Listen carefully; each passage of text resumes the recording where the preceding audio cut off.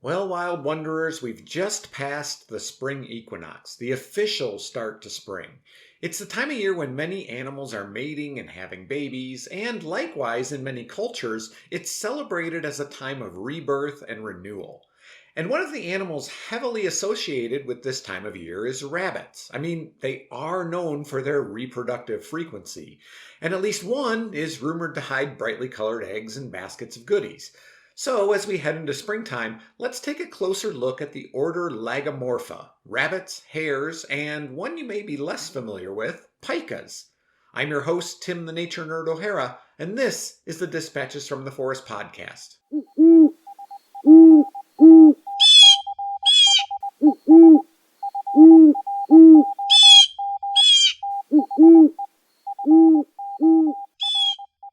Lagomorphs are widespread around the world and inhabit every continent except Antarctica. But that said, they're not found in the most southern cone of South America, the West Indies, Indonesia, or Madagascar, or on a lot of islands. They're also not native to Australia, but they have been introduced there, and, as is often the case when a species is introduced to a non-native habitat, they've made themselves into a nuisance and caused problems for many native species. But I digress.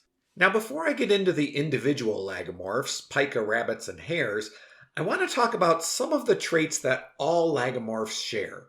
So first, let's look at how lagomorphs are different from other mammals. While they look similar to rodents, and they are related to rodents, there are some key differences between rodents and lagomorphs. Rodents are characterized by two large incisors in their upper jaw. Think mice, squirrels, and beaver. Lagomorphs have four incisors in the upper jaw, two large incisors and two smaller incisors called peg teeth, behind, not next to, the front incisors. While in rodents the incisors grow continuously, in lagomorphs all their teeth are what's called open-rooted and grow continuously, which is why both rodents and lagomorphs need to gnaw constantly, usually on high-fiber foods, to keep their teeth from growing too long. Lagomorphs tend to be more strictly herbivorous than many rodents. Most rodents are omnivores. Another major difference between lagomorphs and other animals is that they don't have paw pads. Toe pads maybe, but not paw pads. Instead, the bottoms of their feet are entirely covered in dense fur. Interestingly, the only non-lagomorph that also has this trait is the red panda. Alright, now I need to talk about poop. I'm sorry. Now, at some point, you may have heard that rabbits eat their own poop to get more nutrition out of it, and while it looks that way on the surface, it's not exactly true. Lagomorphs engage in what's called cecotrophy. So what is cecotrophy, you ask? Well, I'm about to tell you. Cecotrophy is an adaptation for a diet that's high in fiber and low in nutritional value. This is a problem, and cecotrophy is just one way to handle it. Other herbivores deal with this problem in different ways. For example, ruminants like cows chew the cud to process their food a second time and extract more nutrients. Horses have a very long colon, which aids in digestion and absorption of nutrients. But both these strategies add significant bulk to the animal. Clearly, cows and horses, much bigger than rabbits and hares.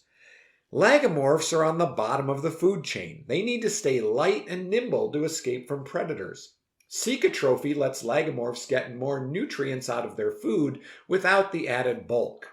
Now, like other herbivores, easily digestible food is processed in the intestinal tract and expelled as feces. These are the pellets you see on the ground. And to be clear, lagomorphs don't eat these pellets. Okay, maybe once in a while, but not regularly. These pellets tend to be hard because they have little moisture and very little odor. Harder to digest fiber, on the other hand, makes two passes through the GI tract.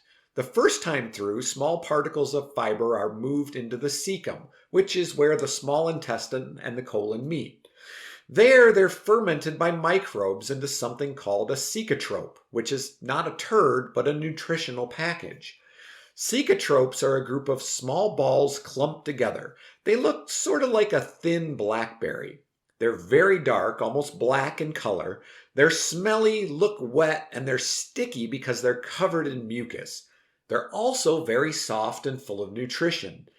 Cecotropes are usually eaten as they're expelled. They rarely touch the ground because, well, that's just gross.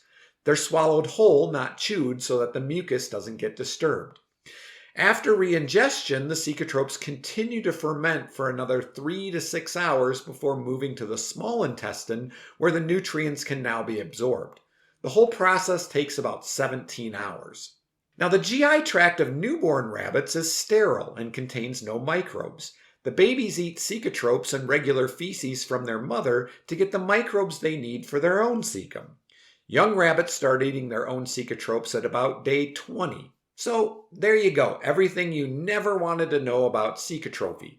Make sure to bring it up at the next dinner party you attend. I guarantee you'll be a hit. Becoming popular by talking about cecotrophy at dinner parties cannot be guaranteed. Rules and restrictions apply. Side effects may include a reduction in invites to future dinner parties, social distancing, and having people whisper about you and call you weird behind your back. Talk about cecotrophy responsibly. Okay, now let's talk about the individual lagomorphs, starting with the least well known, by most people anyways, pikas. There are 34 species of pikas worldwide.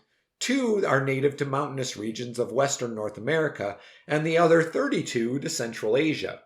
They average about 6 inches long, are brownish gray in color, with rounded ears and no noticeable tail. They kind of look like a cross between a hamster and a guinea pig. Some species of pika live in scree, making their home in the crevices between broken rocks, while others dig burrows in upland areas. The rock-dwelling species are typically long-lived and solitary. They usually have 1 or 2 small litters a year, which keeps their population relatively stable.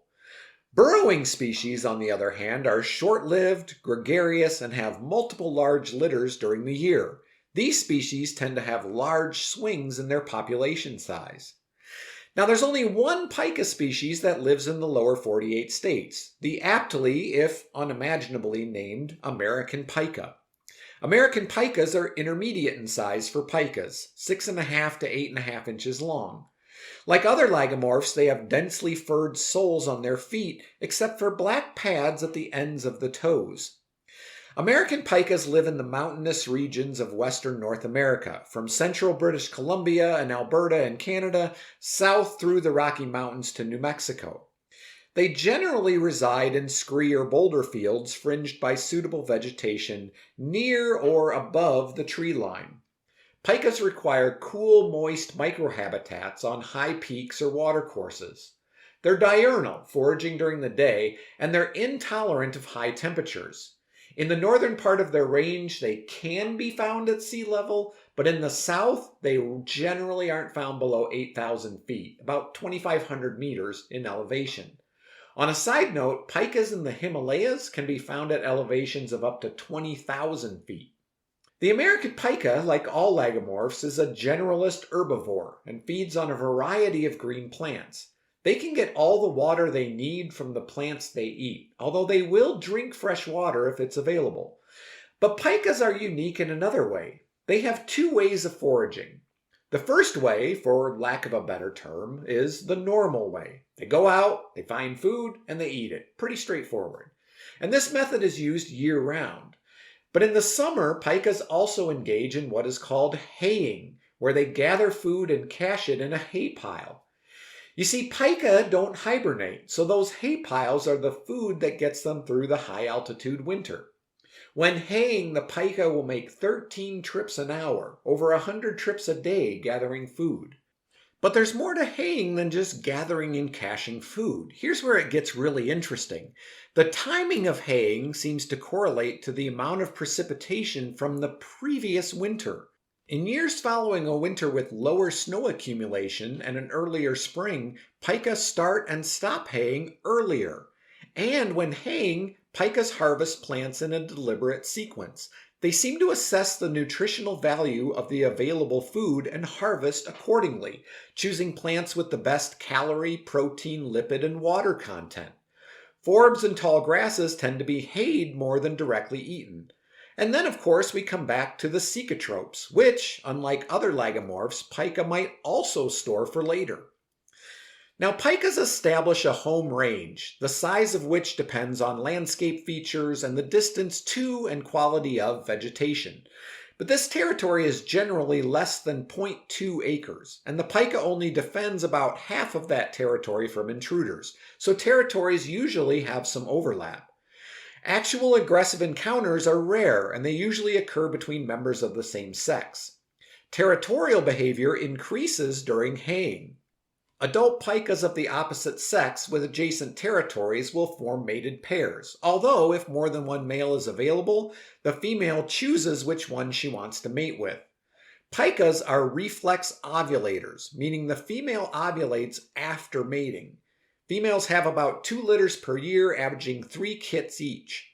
Breeding takes place about a month before the snow melts, and the gestation period is about 4 weeks. Pika kits are born blind and slightly haired, but with fully erupted teeth. They open their eyes at about 9 days old. Mothers forage most of the day, but return to the nest every 2 hours to nurse the young. Young become independent after 4 weeks, but may stay in or at least near their mother's home range, although they stay as far away from their relatives as possible.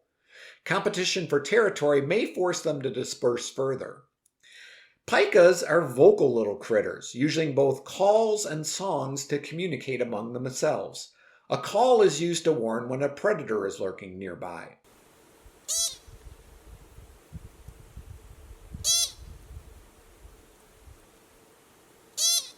Songs are used during the breeding season by males and in the autumn by both males and females.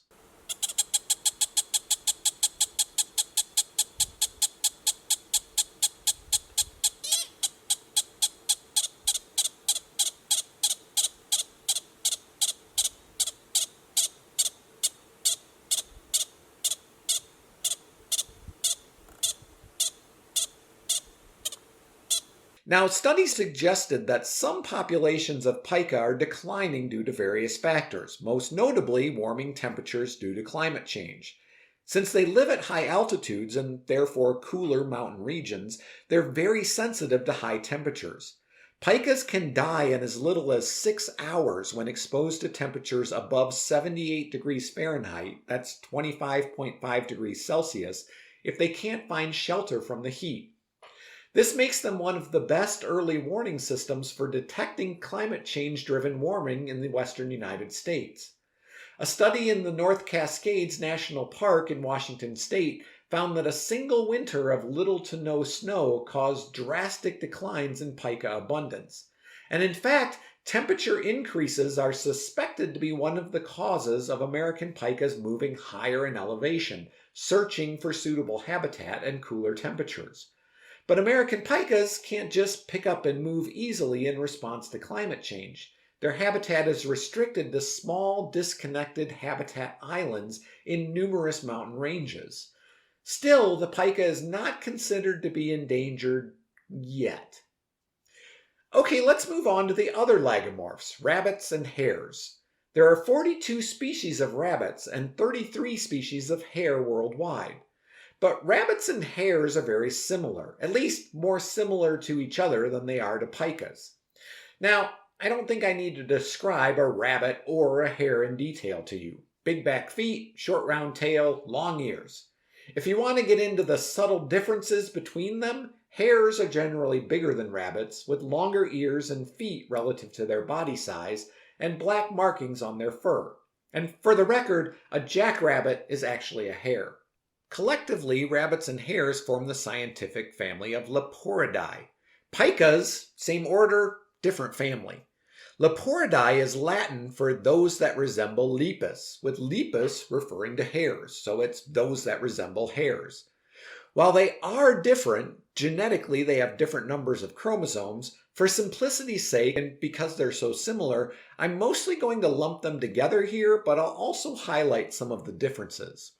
Now, not that you can see it, but interestingly, leporids have what's called a kinetic skull.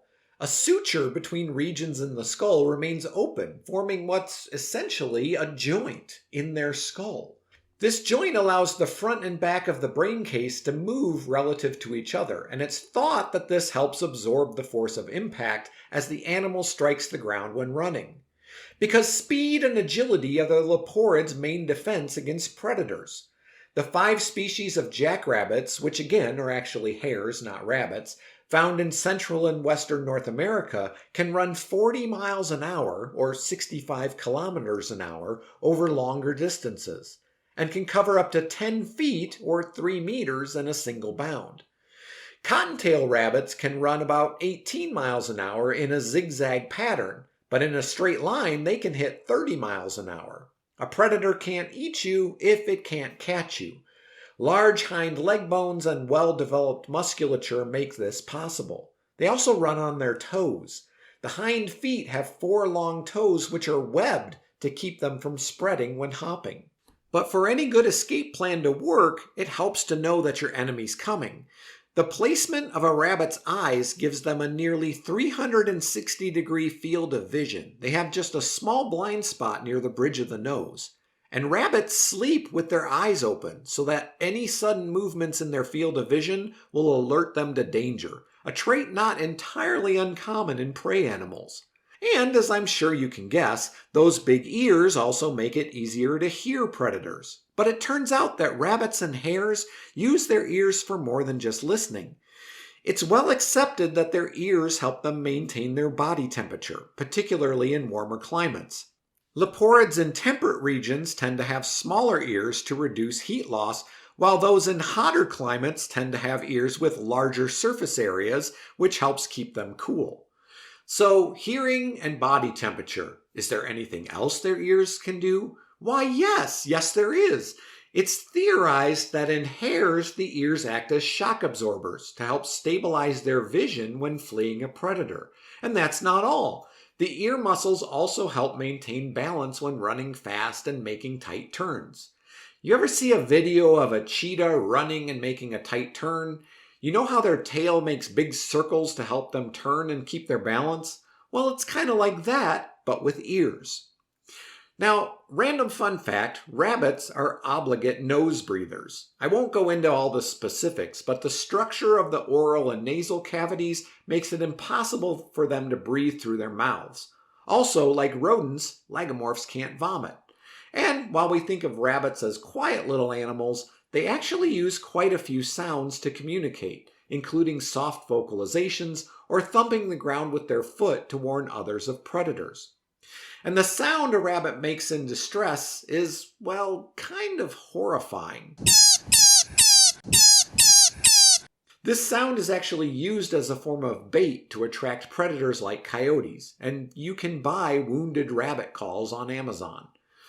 Now, some rabbits are solitary, but others live in groups. Most species live in burrows, and these species are often colonial, feeding together in small groups. A group of burrows is called a warren. Some rabbit species, like the cottontails, have nests above ground, usually under a bush called forms. Now, if rabbits are known for something other than their big ears, it's a high reproductive rate, and this reputation is well deserved. For the record, female rabbits are called does and males are called bucks. The average doe becomes sexually mature at just 3 to 8 months old and can conceive at any time of the year for the duration of her life, a lifespan that averages 2 to 9 years in the wild. Gestation is about a month, and the doe can get pregnant again as soon as the day after she gives birth. Baby rabbits are called kits, and a single litter can range from 4 to 12 kits, which, if you do the math, means that a single female can have up to 60 new kits every year. Kits are born naked and with their eyes and ears closed. The doe is aware that she gives off a scent which can attract predators, so she stays away from the nest to avoid putting the kits in danger, returning to the nest only a few times a day to nurse. Now, another fun fact, both rabbits and hares have 2 uteruses. But despite many physical similarities, the reproduction of hares is a little bit different from that of rabbits. Hares have a specific breeding season, which varies with latitude, location, and yearly events like weather conditions and new vegetation. And in snowshoe hares, the phase of their population cycle, something I'll talk about in a minute.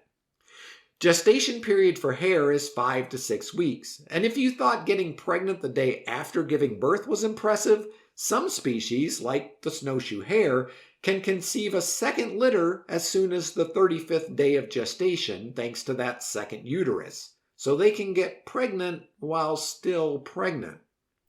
Now, often during the mating season, hares of both sexes can be seen boxing, standing on their hind legs and hitting each other rapidly with their front paws. Sometimes it's two bucks competing for access to a doe, and sometimes it's a doe trying to prevent a buck from mating with her. Maybe because she's still pregnant. This behavior is the origin of the English idiom, mad as a March hare. Litter sizes average 3 to 5, and does have 3 to 4 litters per year. Baby hares are called leverets, and unlike rabbits, are born precocial, which, if you've listened before, you might recall means that they are fully furred, open-eyed, and mobile, and for a very good reason. Since they're born in an above-ground nest, not a burrow, they're more vulnerable to predators. They usually leave the form within 24 hours of birth, and siblings might stay near each other during the day, gathering once each evening to nurse. At 4 weeks old, they're weaned and independent. Now, here in North America, northern populations of snowshoe hares have a population cycle that ranges from 7 to 17 years between peaks. Southern populations don't fluctuate as much. The period of abundance generally lasts 2 to 5 years, followed by a population decline when snowshoe hares can become locally scarce.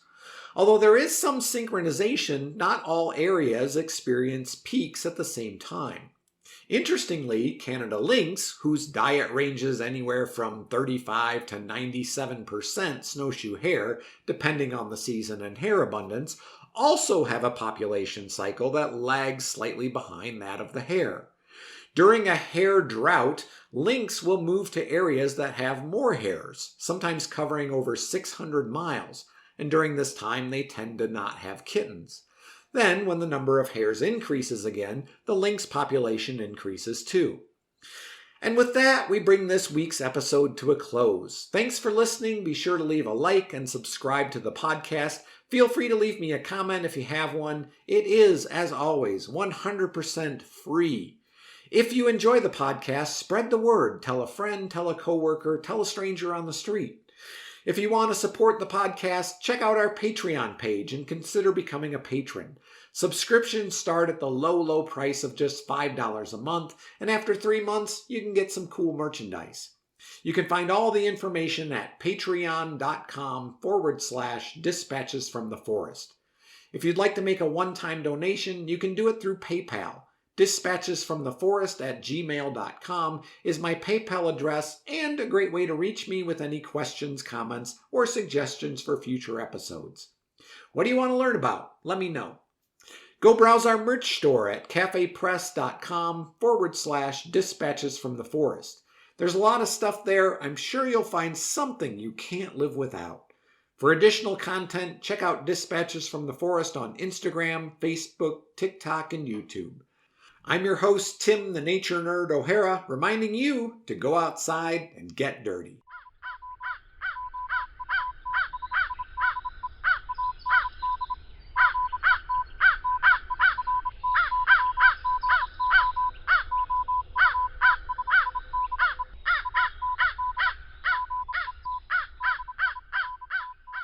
The Dispatches from the Forest podcast is a production of Dispatches from the Forest and may not be used or rebroadcast whole or in part without express written permission.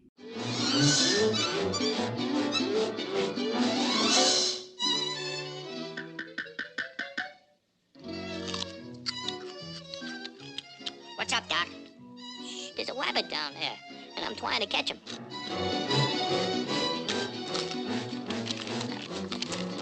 What do you mean, rabbit? Rabbits. You know, with big, long ears. Oh, like this? Yeah, and a little white, fluffy tail. Like this? Yup. And he hops around and around. Oh, like this? You know, I believe this fella is a R-A-B-B-I-T. Pardon me, but you know, you look just like a rabbit. Come here. Listen, Doc. Now, don't spread this around. But, confidentially, I am a rabbit!